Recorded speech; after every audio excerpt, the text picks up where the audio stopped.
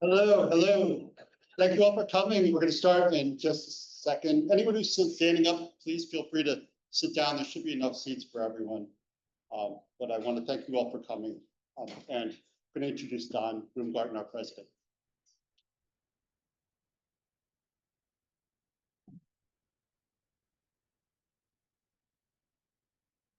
Today, I'm really happy that we have a chance to learn a little bit more about the founders of our university. Today is a Founders Day lecture. And what that means is we have a chance to take a look at the origins of St. Joseph's University and what St. Joseph's University means. Because we're different from any other school I've been at, and we have a unique history. And the unique history is important because it still shapes the way we teach and the way we learn, the way we behave, the models that we have of excellence. All of that comes from our traditions and from our founders.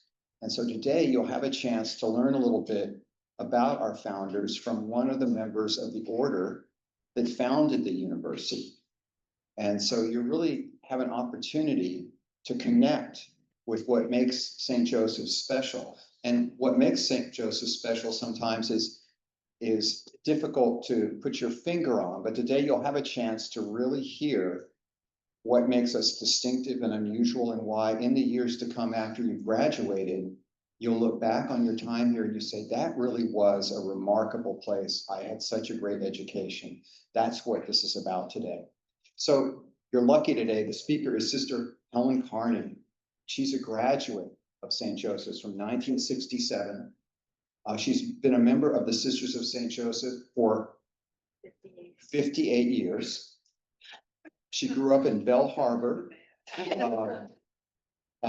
St. Francis de Sales Parish. Now, I mention that because St. Francis de Sales is one of Sister's favorite writers and also one of my favorite writers.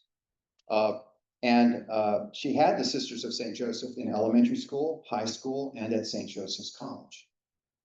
After finishing college, she entered the congregation, and after 2 years in formation, returned to the college, now St. Joseph's University, to teach preschool at the Dillon Child Study Center. After earning a master's in educational psychology from NYU, she taught in the child study department while earning a doctorate in developmental psychology from NYU. In 1980, as director of the Dillon Center and on faculty at St. Joseph's, she worked closely with the New York City Board of Education and the Diocese of Brooklyn as schools began to start early childhood programs. As a consultant, she gave workshops and seminars to teachers and helped administrators set up new programs. As St. Joseph expanded to Long Island, she taught on both campuses and in the new master's programs in early intervention and in literacy. Currently, she serves on the Board of Trustees for St. Joseph's. In 2000, she was elected to the congregation's leadership team and served 11 years on their council before becoming president. She served as president for 10 years and worked closely with the Federation of Sisters of St. Joseph on their council. Currently, she serves as president of the congregation of the Infant Jesus Nursing Sisters of the Sick Poor in Rockville Center, where the Sisters of St. Joseph, the Senecal Sisters, and the CU's share community. All of these congregations work closely with one another in the Brooklyn and Rockville Center dioceses and continue to use their influence in the fields of education, social justice, parish ministry, healthcare, and spiritual direction. So that's a lot. That's a lot that she's accomplished in one lifetime. I know her very, very well because she was on the search committee when I was hired, and she asked me a lot of really hard questions. And she even made fun of me, but I've moved on from that. I have. But what she brings to the Board of Trustees is that sense of continuity and a sense of understanding. Plus, she's a tremendous problem solver and someone who really is and does not seem to be a sister of St. Joseph. She really embodies what we all aspire to be. So I welcome her today. Before she speaks, though, Dean Phil Denny is going to kind of give us a little bit of background and help us to better understand what Sister has to say. So, Phil.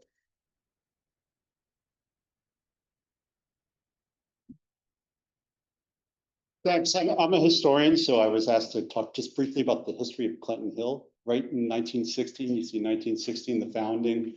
I got a lot of this information, I should say, from the chief historian for the Center of Brooklyn History, which is in the Brooklyn Library, Dominique St. John. Anyway, the neighborhood around here in 1916 was one in transition. Charles Pratt, a phenomenally rich man who was part of the Standard Oil Trust, started building up this neighborhood right around here in the 1870s. He built Foundry's Hall across the street, which is now a convent. It was the first Pratt mansion on the block, and then he built all of these big homes across from it, including what's now the Bishop of Brooklyn's house and what is Burns Hall now as well over the years to come for his sons, because his sons couldn't move very far away. He was a big Brooklyn guy, though. His refineries were here in Brooklyn. So the blocks between Willoughby and Lafayette were really, really posh in the 1890s and early 1900s. So it was kind of a Gold Coast of Brooklyn. But Pratt moved out. I mean, the last Pratt moved out of the neighborhood in 1916, which is not coincidentally the time that the Sisters of St. Joseph moved in. Brooklyn was still a very waterfront focused place. I mean, I sort of think of like on the waterfront kind of era. The blocks between Myrtle and the waterfront, the Brooklyn Navy Yard, were filled with Irish and Italian workers. In the Navy Yard and the Wallabout Market around right next to it, which was the biggest produce market, wholesale produce market in the world in the 1890s, there were lots of jobs for the Irish and Italian working class in the neighborhood. The Irish neighborhoods around here were particularly well established. Many of the Irish people had been here since the 1840s, 1850s. The Italians were kind of a newer group of immigrants coming in the 1880s and 90s. But the number of all of these people in the neighborhoods was growing tremendously from the Navy Yard up really to Myrtle Avenue, at least, or really up to Willoughby, up until the 1916. The World War I was happening. There were lots of jobs in the Navy Yard. And there always had been. The neighborhood was getting busier and more crowded. Sometimes I think about how extremely urban things were back then. There used to be an elevated railroad on Myrtle Avenue, which is extraordinary for me to think about. The idea of an elevated railroad going down the street. I'm sure a couple of you might remember it, like the remnants of it at least being there. So, I mean, certainly Clinton Avenue was very working class. The workers, the further we went down the hill to the waterfront, but here on the hill in 1916, this was a very nice neighborhood. Clinton Hill itself was still really nice, and living on the hill was a sign you had made it. Apparently, this is a sign that you were doing really well, that you were respectable. And I'm sure when the sisters moved in to create the college in 1916, this was certainly a sign that the college was respectable from the get-go. So here I want to bring Sister Helen up here to talk about this.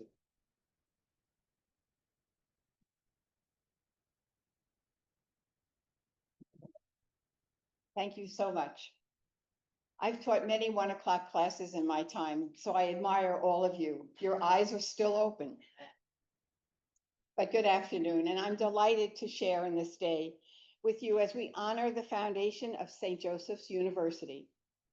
The Sisters of St. Joseph of Brentwood, New York, this whole place is so dear to me. As Dr. Boomgarden mentioned, I'm a student, I was on faculty, I now serve on the Board of Trustees. So this is a very, very cherished place in my heart. I think I would just like to say to you that we're talking about Founders Day, and that's related to the word foundation. Something strong, something sturdy, something you build on. And I think that's going to be kind of the theme to listen as we realize how we started and how it has grown and what is ahead, because you are part of that future.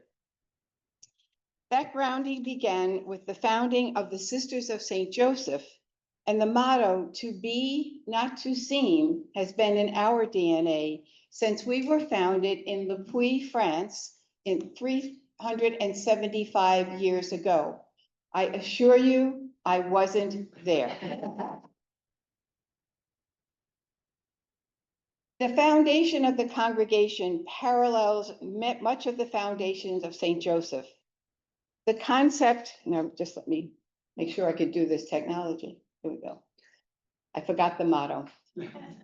So you gotta read it. You have to know how to say it, but most important, you have to live it. But our sisters were founded 375 years ago, and they were an unusual group. They were a non-cloistered, they weren't in monasteries. They were non-cloistered women who were actually recognized to be able to go out into the neighborhood and to do apostolic work. The concept of a non-cloistered congregation was very, very new at that time. They responded to the great need of people in the French Revolution, especially women. They taught women a trade to make lace. And they did that so that women could have a sense of dignity, they could sell their wares, and they could support their families in a time of great poverty and destitution in the French Revolution. They devoted themselves to the goal, and I quote from our congregation's founding documents, to divide the city, seek out its ills, and cure them. That sense of seeing a need and meeting it and empowering others has been key to the mission of our congregation, lived here since we arrived in the United States in 1836. It was not a mansion. A log cabin, again, part of our tradition, where the sisters came and they taught deaf children because no one was doing that. They responded to a need. And then they came to Williamsburg in Brooklyn. Again, not a mansion, although now that would be worth a lot of money in Williamsburg. They arrived in Williamsburg in 1856, and I quote, with $10 in cash, a $5 gift, 4 beds, 1 table, a few chairs, some utensils, and they opened a school the next day. All right, try that now. They went from Williamsburg to Flushing, and they built St. Joseph's Academy. And St. Joseph's Academy would then move to Brentwood on Long Island in 1903. The sisters became known as excellent teachers. Mother Mary Lewis, a general superior for our congregation for 40 years, opened 36 schools, including elementary and high schools. In their Ministry of Education, you will hear echoes of St. Joseph University's 5 pillars. Valuing the dignity of every human person, the sisters chose to teach the great wave of immigrant children, empowering them, deepening their spiritual awareness, and challenging their intellect to also witness to service and inspiring them to be socially responsible.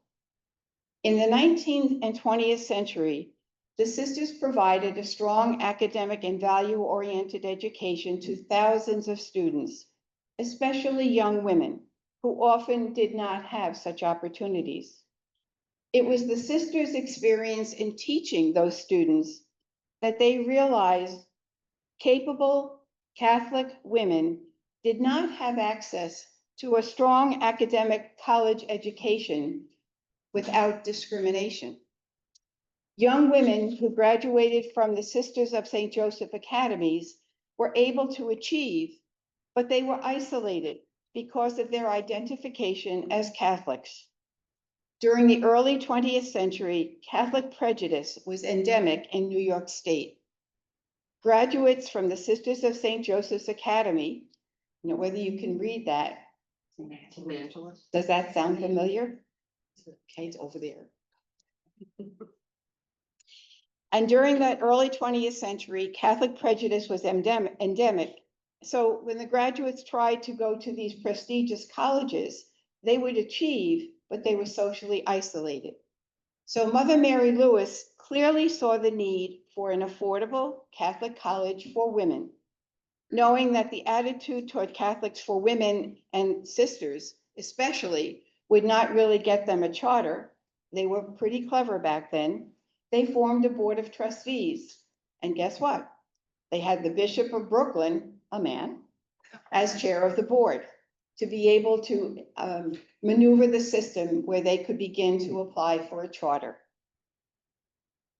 Bishop McDonald was the Bishop of Brooklyn, became the first president, but alongside of him was Sister Celestine Gill as the first dean, along with two other sisters who had master's degrees, unusual for women at that time. St. Joseph's College for Women conducted its first classes in 1916 at St. Angela Hall, right here on Washington Avenue. The first class of 12 women grew to 14 at their graduation. The early years of St. Joseph nurtured future lawyers, doctors, teachers, and many other professional roles difficult for women to achieve. In 1918, the sisters bought the Pratt House at 245 Clinton Avenue. Looks familiar? Okay. Now Burns Hall. As I go through this history, you're going to hear the names of these buildings, but you're also going to meet the sisters for whom they have been named. Between 1923. You're good. I'm good? Yes. I didn't break it? Okay.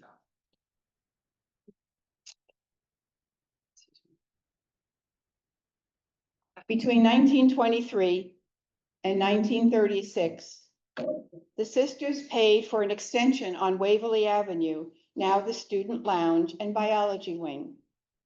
They bought the Metz House at 253 Clinton Avenue and had it torn down and paid for the construction of the main building where we are gathering today. Keep going. All right. That's the main building. They then purchased the Allison House. And remember, this was an affluent neighborhood. So they were purchasing these buildings at 265 Clinton Avenue, now Lorenzo Hall, which housed the first college library. I must tell you that that was where our library was, a few of us in this room, anyway. Each of these buildings was given to the college for a total of $1. And the total contribution between 1918 and 1936 from the congregation was $800,000. But if there are some economists in the room, I'd like you to translate that figure into today's dollars.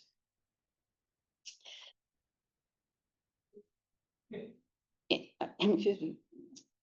Intellectual rigor was integral to the mission of the founding of St. Joseph's. So with a sense of integrity, the first sisters on faculty were fully prepared by the congregation and achieved doctorates and advanced degrees from prestigious institutions such as Columbia, Harvard, New York University, the University of Michigan, as just some examples. And that's a picture of the early sister faculty. That's what they looked like when I went here. So I have to say it. There they are.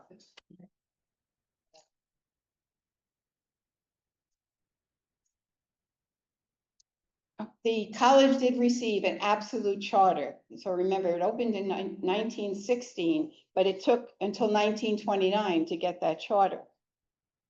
There it is. I think it's in the archive someplace, right?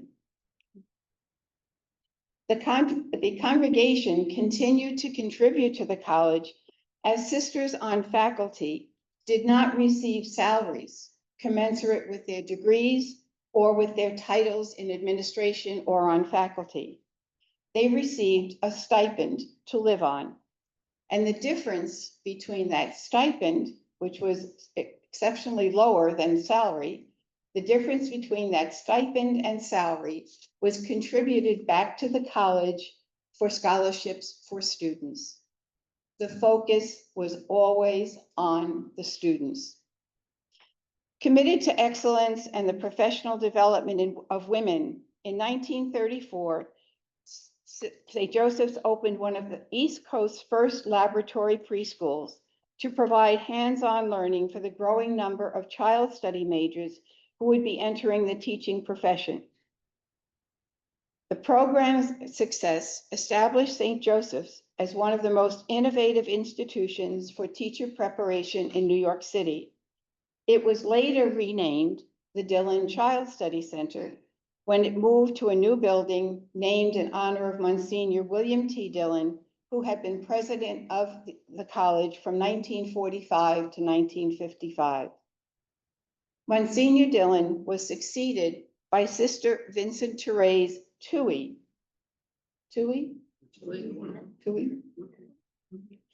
Hall, the first sister of St. Joseph to become president of St. Joseph's College. During her term, she continued to respond to changing needs, and she saw the need to expand the library housed in Lorenzo Hall. With her vision and the support of the Board of Trustees and major donors, Mackintackett Hall was dedicated in May of 1965. And a couple of us in this room remember walking the books from Lorenzo Hall over to Mackintackett Hall on our spring break. Service, remember, service is the part. In addition to academic excellence, the college was and still is committed to the formation of human beings conscious of the world around them and committed to service and social responsibility. This was evident during World War I, when students enrolled in the Red Cross, raised funds for soldiers, and even sewed baby clothes for newborns whose fathers were off in service. Similarly, in World War II, students sold war bonds, collected food, and even, oops, I forgot the Dillon Center. How could I do that? I forgot the Dillon Center. Okay. These are some of the early service projects during the war. And some of them actually entertained troops who were stationed right down the block in the Brooklyn Navy Yard. Many of you have participated in service projects that have benefited many people, but we're happy to say you also helped on our Mother House grounds, and we're grateful for that. As history unfolded and social issues demanded a response, sisters marched with Martin Luther King in Selma, Alabama, in support of the civil rights movement. Students were encouraged to be informed participants in efforts for the common good. So continues the call to social responsibility for each one of you, informed, involved, participating, living the university's model. SJNY. Oh, you even did the Latin. Okay. As our world changed during the decades since the foundation of St. Joseph's, the sisters saw new needs. In 1969, Sister George Aquin O'Connor, and some of you might have been to Patchogue, and we have O'Connor Hall out there, an excellent teacher, correct? Some of us know that very well, became the 5th president of St. Joseph's College, and she broadened the population St. Joseph's would serve, admitting the first male students and establishing the School of Adult and Professional Education to meet the needs of non-traditional students. Initially, they were nurses and police officers who would then be able to earn a bachelor's degree and advance in their fields. The Sisters of St. Joseph were known as innovators and pioneers since their foundation. The 1970s was a time of expansion, and the vision of Sister George Aquin and then Dean Sister Mary Florence Burns. St. Joseph's opened an extension in Brentwood, right on our Mother House grounds, in 1971. That led to the purchase of the Seton Hall High School, the buildings in Patchogue, and that's an aerial view of the original property. It's now our Suffolk campus. Realizing the needs of growing student populations, Sister George and Vice President Sister Virginia Therese Callahan saw that the campus needed to grow, and new programs were added, including that's Sister Virginia, and new programs were added as well as a library building named for Sister Virginia.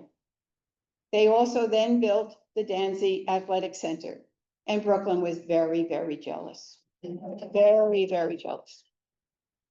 In 1997, Sister Elizabeth Hill became the 6th president of St. Joseph's and continued to keep the needs of students at the forefront of planning.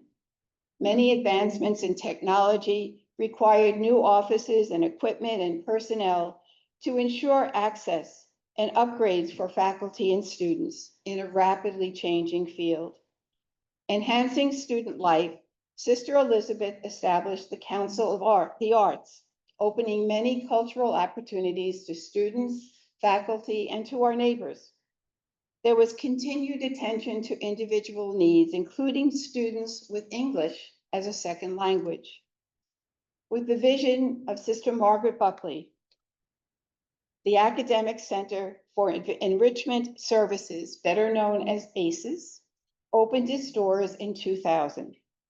In this 21st century, many professionals require graduate studies, so St. Joseph's began and responded to a current need, and the first graduate programs were offered, and now many graduate and certificate programs are part of the institution. The expansion of programs and buildings included the building of the Hill Center. Oh, that's it. Forgot ACES. Sorry about that. You want to take a look at this ACES, you know ACES. Okay. The expansion here in Brooklyn included the Hill Center, and it is now a wonderful building for student athletics and student activities. The name honors Sister Elizabeth Hill, but also her mother, who was a graduate in the 2nd class of St. Joseph's in 1921. In our rapidly changing world, student needs change at a comparable pace. The 7th president, Jack Keller-Risso, established the first online programs, giving students a greater access to academic opportunities. Inspired by the pioneering vision and innovative efforts of the Sisters of St. Joseph, Dr. Donald Baumgarten became the 8th president of St. Joseph's in 2017.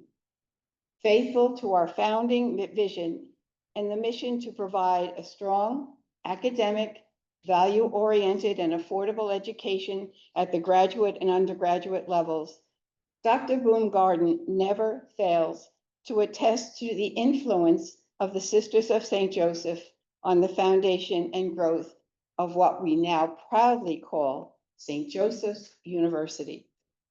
We're grateful for that recognition, but what means the most to us is that President Baumgarten, the board, the faculty, the administration, and yes, you students, you are the ones who will carry this founding vision to empower others with intellectual rigor, to influence our society with the deep spiritual values modeled here, and in your professions, be of service to others, especially those most in need.